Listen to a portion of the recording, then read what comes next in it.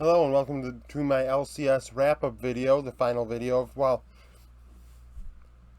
hello and welcome to my LCS wrap-up video where I intend on covering the LCS as I've done the other three major regions. I'm going to go over the two teams that missed the playoffs, give you my all-pro teams, and then how I think the playoffs are going to turn out. If you missed the videos that I previously did over the last 3 days, I'm going to put the LEC and LCK ones in the end of this video, and the LPL you can look on the channel for, or at the end of one of those videos if you would like.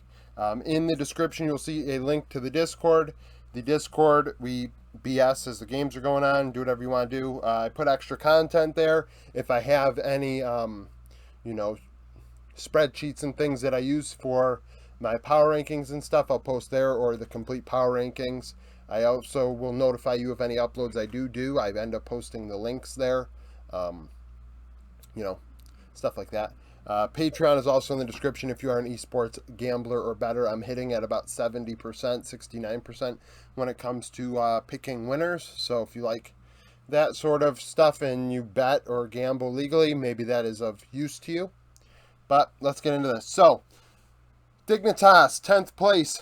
I hate the LCS playoff format. I think it stinks. I am actually kind of shrewd. I am the type that says either the top half or less should make the playoffs. I do not believe an 8th place team should be allowed to make the playoffs, which we'll get into when we get there. But, two teams didn't make it, Dignitas being the first one. Dig sold River. I will say that was an interesting move, to say the least, especially when the gap between Dig and 8th place was literally non-existent, so they could have still made a playoff run. But I think it is also being really, realistic and saying, hey, I don't think we're going to get into Worlds at this point, so we might as well sell off what we have, a player that probably won't come back next split. And it was a very traditional sports move, honestly. And I see value in that. Now, some ways to look at this team. From spring to summer, I was not happy about the Gamsu signing. I was not happy about signing Hoon. I thought Hoon is better than Gamsu, but I've said it multiple times. When they signed Hoon, when they traded River, that what they were doing was setting themselves up to have to put Hoon in top, get rid of River or Blue, and then put Insanity in mid for Blue, or XU in place of River in the jungle, which is what they end up doing. And there are pros and cons to that, but I felt like that was not making their team better. They were better off keeping Fake God, and that's saying a lot. You look at this team and top lane needs to be fixed. I would argue that support. Bio is okay, but maybe he isn't the best fit for a very young bot laner in Spawn. I do think maybe XU should stick around. I think Blue should stick around, but top and support are two roles that I would look at, because Blue I don't think is older. I think he was only in the LEC for 1 or 2 years, really, before he was signed. I don't know how long he might have been kicking around in ERLs before that, but if he's under like 22, 23 years old, he's still in his prime. XU is young. Spawn honestly looked pretty decent in his games. He didn't die a lot, and maybe he is worth keeping around as an AD carry, not wasting an import slot on him. There are some ways to look at this team and say, you know what, there are pluses here to build off of, but the problem is clearly they don't understand how to find a top laner by going from Fake God to Gamsu and Hoon. It just did not make any sense. It just really didn't. And I've spoken about so many times this split that honestly, I don't know what else to say, really. Now, 9th place, we got Immortals. Very different situation. Similar to a Nongshim situation, but worse, right? So Nongshim, you got BDD and Ghost. Two very, very, very good players, right? But you got PoE and Lost. Okay, PoE is a good mid laner. He's world class. When he goes to Worlds, he doesn't get gapped. He's competitive, right? So he's solid, but he's also past his prime. And the way he plays is very selfishly, and the team kind of builds around him as the carry, which isn't really common, especially in this meta. This meta was bot lane focused. And you look at bot lane of Immortals and you see Lost and Ignar. Ignar, I thought should have been in the league since the beginning in spring. They didn't do it. They had, Destiny at, Wild Turtle and Arrow in Destiny. Excuse me. And this team invested in a lot of cheap veterans and sucked, frankly. Frankly, sucked. In PoE, lost Ignar. PoE, Wild Turtle, Ignar, Destiny. Like, the bot side of the Rift is troublesome. Revenge might have potential, might not. I don't know really what his age is. If he's at 24, 25 years old, maybe at this point you need to start looking elsewhere. This is what he is, right? This meta did not fit him very well. Kenvi is young. This was his rookie split. He probably deserves more time. I would build around him. Maybe you do build around Revenge and Kenvi. And if you want to keep PoE, fine, but you need to pick a better bot laner that can do the job, because Lost did not do the job. Clearly, his TSM days are behind him. His Golden Guardian days are behind him. He's not quite at the level that he was before. I really... Immortals, unlike Dig, you can say, okay, well, there's XU, there's Spawn, there's Blue, there's a young core there, a young nucleus you can work around. Where Immortals, it's like Kenvi, maybe Revenge. And then you're keeping PoE only because you know he's a veteran and you know what you're getting out of him. But really, I think it's capped off. I think, we're at a point now where the mid lane in NA is surpassing PoE, right? Palafox looked really good this split. Jojo Pune, young and only going to get better. Jensen and Bjerg, two older mid laners like PoE, but better, right? So now PoE is dropping down the list. Chakui's probably better than PoE at this point. So you need to go elsewhere. You need to look elsewhere, and I don't know if Immortals are going to do that or not. I really don't. I think they should. Why spend money on this older talent? You might as well find some young talent to throw in there. I mean, Immortals invests in talent. They have Immortals AoE, right? So they have a third-tier academy team, which is rare. Only 100 Thieves, them, and EG, I believe, have one. CLG might as well. Not everybody has one. So I believe that shows that they are invested in talent at a younger, a minor league system of talent. So they have prospects building up, and maybe it's time to start boosting them up and give them a look at the LCS level. I mean, because I don't really think you're going to get any more out of PoE or Lost than you already did this past split. So that's it, how I feel about Dignitas and Immortals. Obviously, the LCS video is a little different than the other three because there's only two non-playoff teams. So we're going to jump right into these all-pro teams, which is this is the fun part.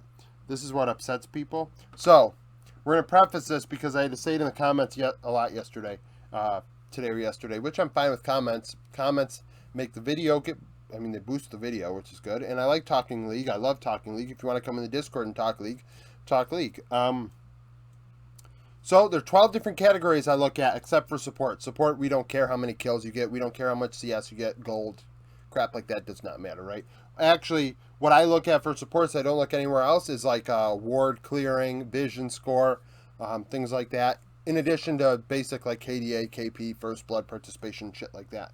So, that's what supports different than the other ones. But the other ones, it's 12 categories.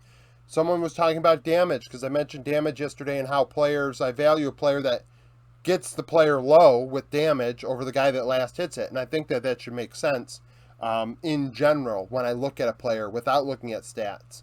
Well, not looking at cumulative stats, just one game specifically.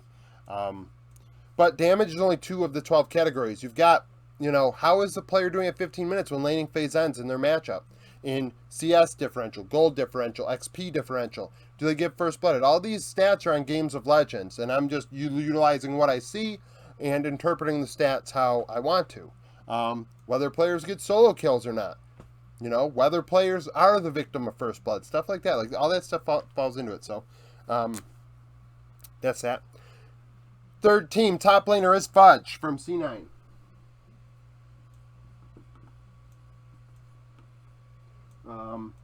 Fudge at times is all that C9's got, and other times, he's inting. And he'll admit it. I think he's admitted it before. There were a couple weeks where Bwippo said that they were all inting in top lane and winning, and it doesn't really make a difference, really. As long as you win or lose, you don't want to int, but if you win, it doesn't, you took pressure off of everybody else, right? So, Fudge, obviously world class, fits in at Worlds well. Good player, can do a lot of different things in top lane.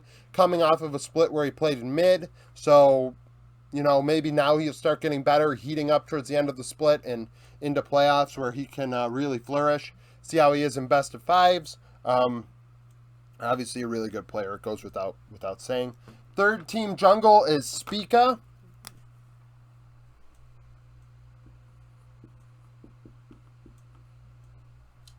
Despite the struggles of TSM for a long time, I think we can all say Spica was literally the only thing going for TSM until this last iteration of the roster, in my opinion.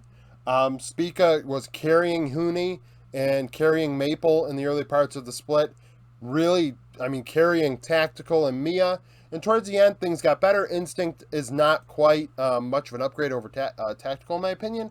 But with Solo in there to free up Spica to help Maple more, and now Maple's benefiting from that. And I think, TSM got better as the split went on, and Spica was good throughout. Like, he was 1v9 in the early parts of the split. And statistically, that's backed up, and I think we have to respect that, despite if anyone has a displeasure towards TSM. I'm happy when I do these videos because, like, I have no fan bias, where a lot of people that comment have some sort of bias.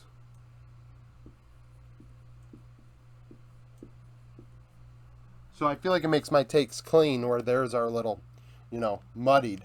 Palafox in mid. Speaking of fans, so a couple weeks ago I had somebody upset with me about CLG not having the top 25. Plus, I mean, they were 10-5. Well, they lost a couple games this last week or whatever, or went 2-1, 1-2. But Palafox was very good. Similar to Spica, Palafox was making a lot of things happen for CLG alongside contracts. Very surprising. Definitely the surprise of the split was CLG's success. A lot of it had to do with Palafox. He fit this meta well. Not only the Talia in the early part, which is what sticks out to me, but even his Azir in the later parts of the split actually played a massive role for the team. And, I mean, I would say arguably the biggest surprise player individually this split was Palafox. Just very, very good play out of him. Very good play out of CLG. And maybe they have something going forward now that, I mean, we haven't seen in years for CLG, right? I mean, it's been a long time. In bot lane, we have Han Sama.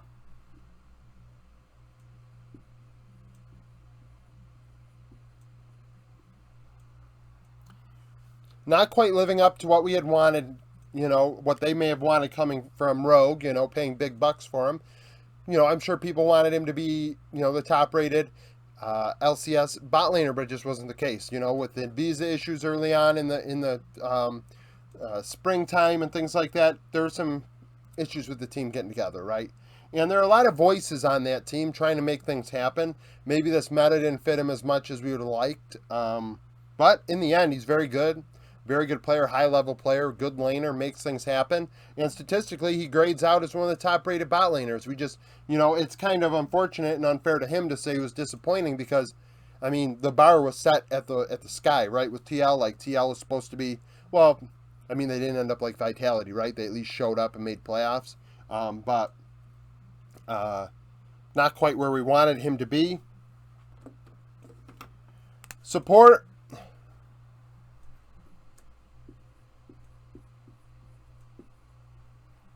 I've got Vulcan.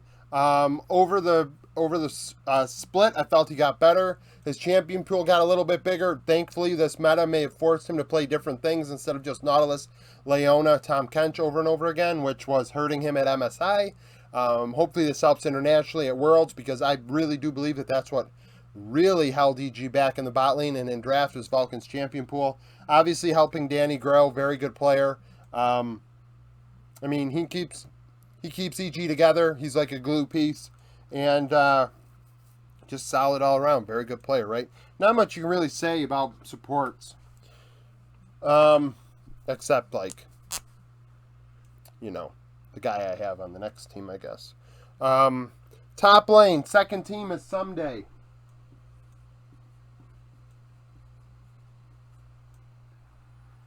I felt at times Someday 1v9 for 100 Thieves. A couple games that stick out are his Akali games where he looked fabulous. Playing a slow style, allowing for the team to scale, forces, a player like Someday not really to rack up the stats like you would think, because everything's team fights at the end. AD carry is now scaled up and getting kills and things of that nature. But Someday is still one of the best top laners in the region.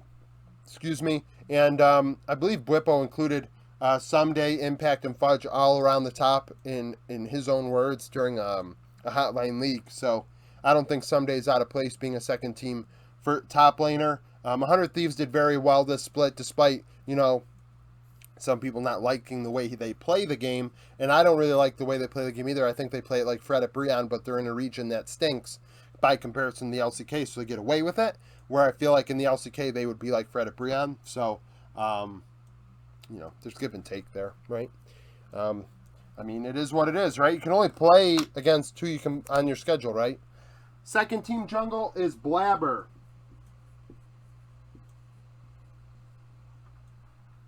I thought Blabber really stepped it up this split, playing very, very well, grading out as one of the top junglers, making things happen. Now alongside Jensen, that freed him up to be able to be the player he was a couple years ago. Carrying for the team at times, facilitating for the team. Fudge isn't carrying. Jensen might be carrying, and Blabber's helping him out. Berserker down in bot lane, he hasn't had such a high potential AD carry in a long time, so Blabber did very well this split, in my opinion, for C9. In mid, we have Jensen.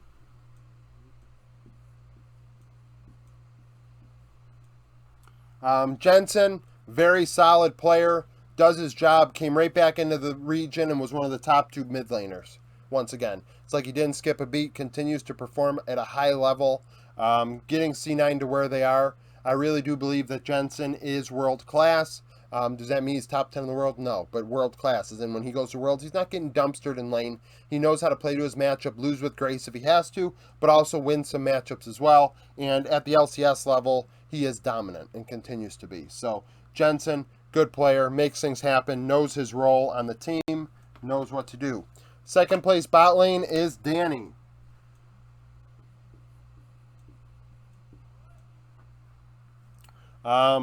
Danny, 1v9, racking up a lot of kills, racking up a lot of damage for EG, continues to perform at a high level. A young player, only going to continue to get better. EG is definitely the team that makes NA, actually excited. I'm excited for EG. I don't anticipate, that doesn't mean I think that they're going to win Worlds or go make a deep run in Worlds, but I do want them to be better than they did in MSI. Let these young players grow, and Danny and Jojo Pune, and Inspired, for that. American Inspired is not old either. And allow these 3 young players to grow, and are only going to get better. They are still reaching their potential, playing in big moments, and getting used to playing in big moments, and doing well. So Danny is very, very good. I think, like I said, the pressure situation at MSI, I think, really gave him some troubles. I recall that there were times in solo queue where he was saying, really concerning things regarding mental health and stuff, and people are like, oh, well, maybe he is having trouble, in scrims and on stage and things like that. And you could tell in his play, and it's good that he has shown up domestically and returned to form. Hopefully at Worlds, being in NA, that gives him a little bit more of a comfort zone, that he can perform at the level that we are used to in North America. Support is Core JJ. Core is the best support in the LCS. I think there is a conversation to be made for best Western support, but people aren't going to like that because he's in the LCS. But the fact of the matter is, the guy is world class. He is a world class support.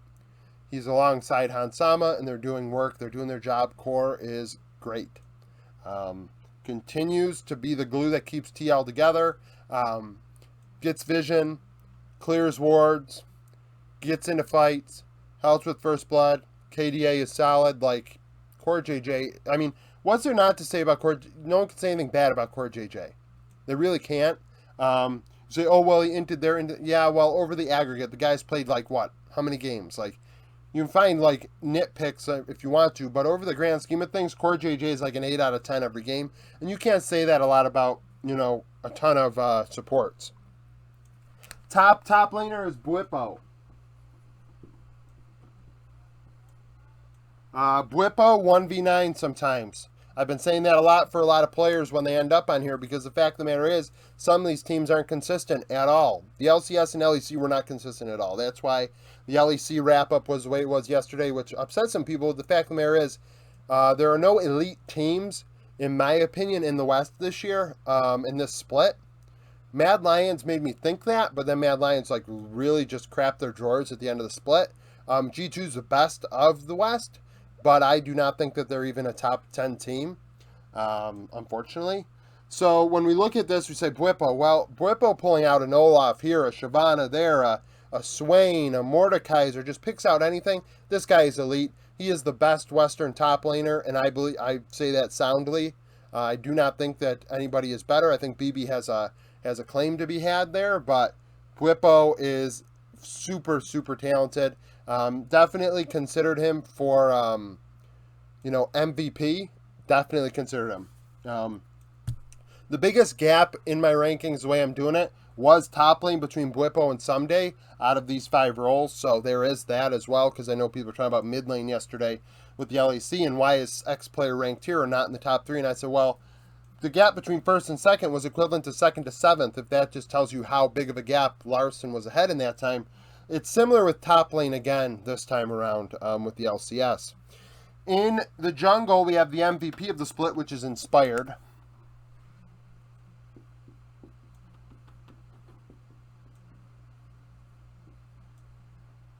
I'm going to continue to say it. I believe he is a top 5 jungler in the world and continues to prove it time in and time out. He is elite. Elite. And if you put him on an Eastern team, he would show you how elite he is. But the fact of the matter is, he is in the West, and that's just a matter of fact, right? So I'm going to just pretend like he's not, and he's top 5 and allowed to actually flourish and do what he has to do. Gets ahead in his matchup, makes things happen, doesn't matter what champions he's on, pulled out a Kane, like, come on. Like, the guy is elite, he's cracked, MVP. I don't even have to say much about Inspired. We all know Inspired's an elite, jungler. We got Bjergsen, top mid laner.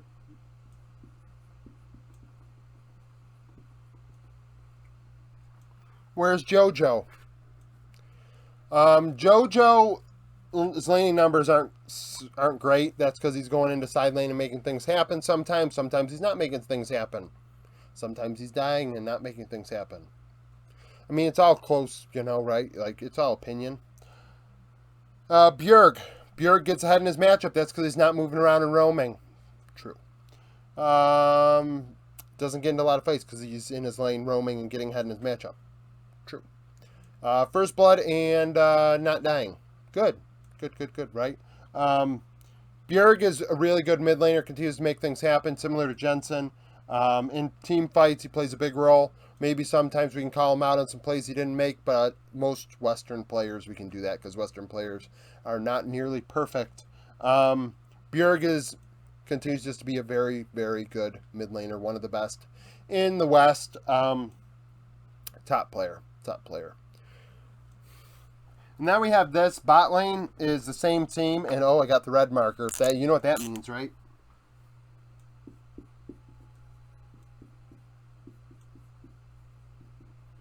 FBI and Huhi. Now, as a pair, notice I have the three bot lanes here, right?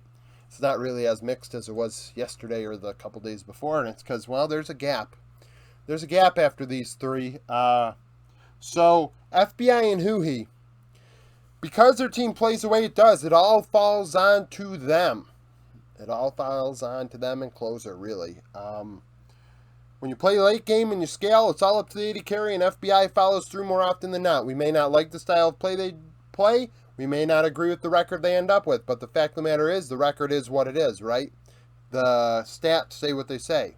They play very defensive League of Legends, and it works in a region that they play in.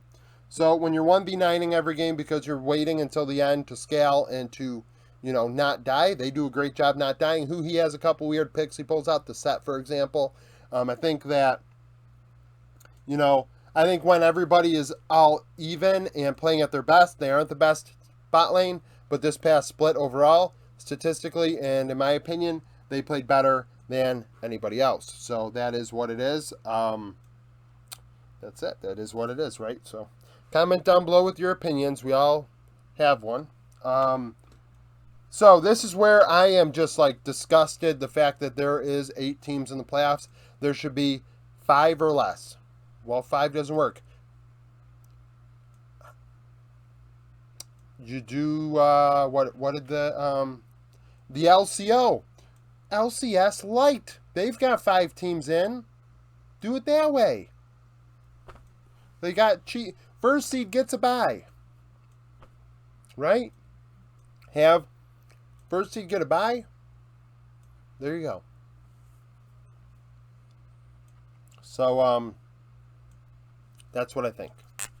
8th place, Golden Guardians. River is maybe one of...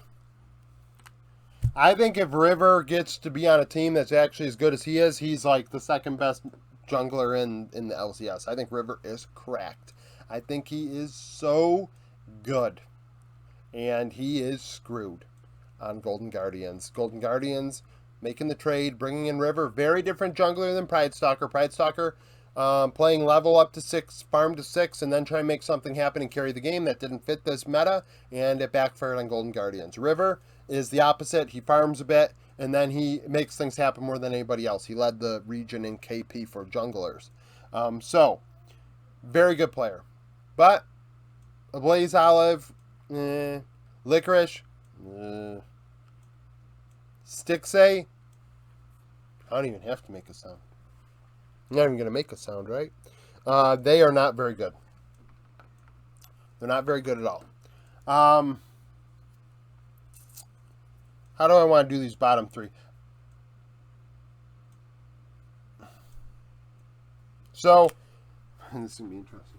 So, I've got FlyQuest 7th. Fly has played very good this split. Not as good as they did in spring, but they've responded to how they played in spring, right? They've been 500 or so for most of the way, and Johnson is the guy doing work for them when they need to get wins. Oftentimes when they get wins, Johnson has most of them. However, they play like a poor man's 100 Thieves, which is like Fred Brion and worse, but worse. Jose Dioto, very good player, already going to the LEC, so Fly are very, very interesting. I think that 8th place is by itself. I think Golden Guardians are just 8th place, but the next 3 are really close. And Fly are just 8th place. I think Phillip, this is his first playoffs. We'll see how he does in a best of 5, but I think his picks are pretty predictable. Aatrox and Fiora just seem to be his picks when he's in a pinch. Whether that's good or bad is another discussion. Jose and Takui are very good together. Don't get me wrong, very good together. But as of right now, I don't think that's enough to get over the hump when bot lane is what it is.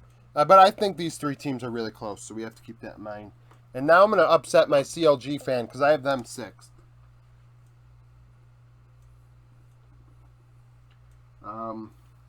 Which, actually, because I said these 3 teams are close, we're going to go to 5th, which is TSM.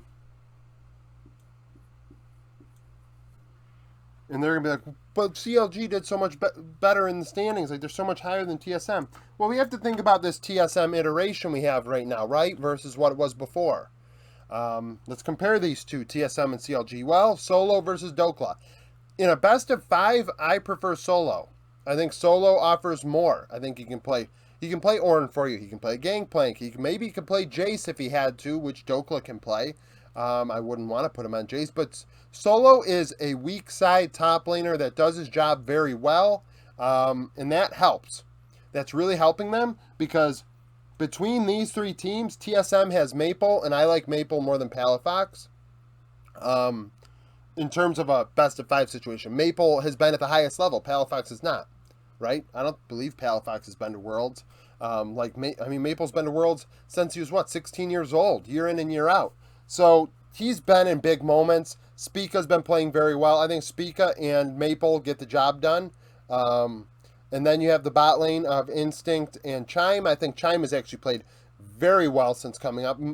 Very surprising. I did not expect him to play as well as he is alongside Instinct. And I think that they have the edge over CLG and Fly. I mean, I mean, these three teams are close. I could see anybody having them in any way. I don't think it warrants like anger, but I think that there's debate to be had. But I like TSM. I like what Maple can bring and has brought over the last couple weeks and what they've turned into. I mean, 2023, I doubt Maple sticks around. I won't be surprised if it goes back to the PCS, so he gets like guaranteed chances at Worlds. But that's it for TSM and CLG. Now, we're going to skip because the last couple days I did this, and I think it's the best way. I think that this is clearer than this, and that'll be how we end, is who's going to Worlds in third and who's not in fourth. First, I have EG. And similar yesterday, somebody said, but you had G2, you only had one player in there. Well, I have three today for you, but record has nothing to do with what the hell I put up here. I think a team and some of its parts helps, especially in regions that were chaotic. I mean, the LEC was way more chaotic than the LCS was. EG has been at the top pretty much the whole way. So they've continued to pace the field. I think Impact can do his job and keep up with these three. Like I said, Bwipo includes Impact in those top four. So I think he can keep up and not lose out to these guys and also beat these guys. Inspired, like I said, it's the MVP. He is going to make things happen in the jungle and get ahead. And Jojo Pune is moving around the rift. When the meta fits him and he's allowed to move around the rift, the team is better. And bot lane, Danny and Vulcan, very good, right? Second place, I have TL.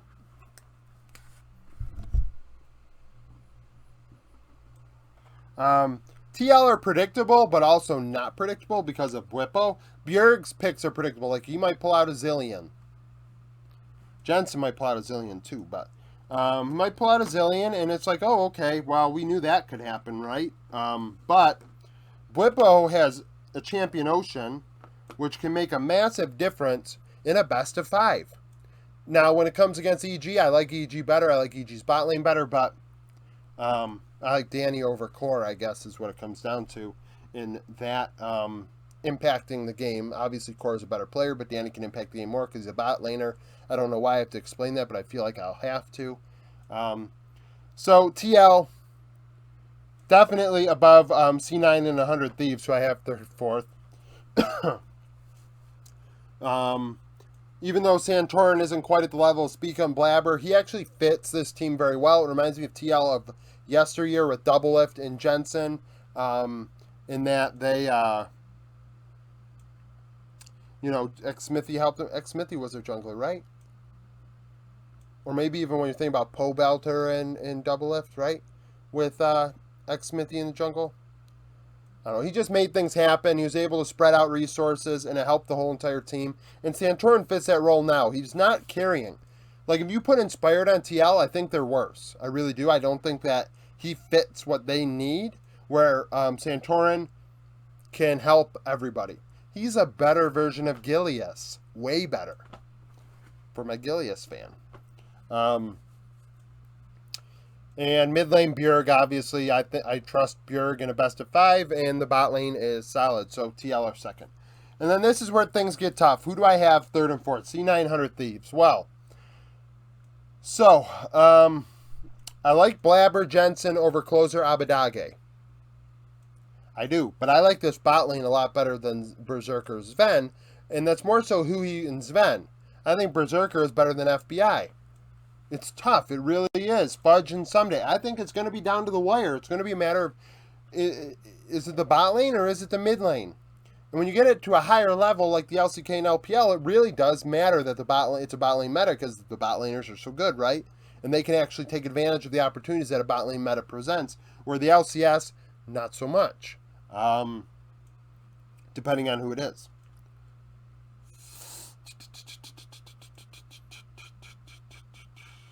Because I really don't like what Abadage's done this, but I think that he's really been lackluster, and I think Jensen's been a lot better.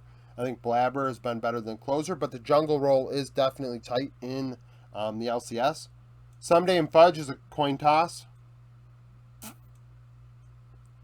It's tough. Comment down below which one of these do you think will make it. Not who you want to make it, but who do you think will make it, right? We have to do it that way. And I don't know which one I actually want, because, I mean, if I did have a fandom for a team, it would be 100 Thieves, only because they're baby optic. C9, I would really like Berserker going to Worlds. I think that that's good for the region, for him to grow and get better. Good for Fudge to get better, Blabber. And I think Jensen belongs there. So I'm going to go with C9 in third and 100 Thieves in fourth. And then this is where people, but you have so many 100 Thieves in your top 10. Your all-star teams. Oh, well. I think when push comes to shove, slow and steady ain't going to win the race this time around. I hope it doesn't. It's boring as hell to watch. So I'm going C9 over 100 Thieves. Comment down below with your 3 playoff teams, who your all-pro teams would be. Like the video if you like it. Subscribe to the channel for daily League of Legends content. And thank you for watching.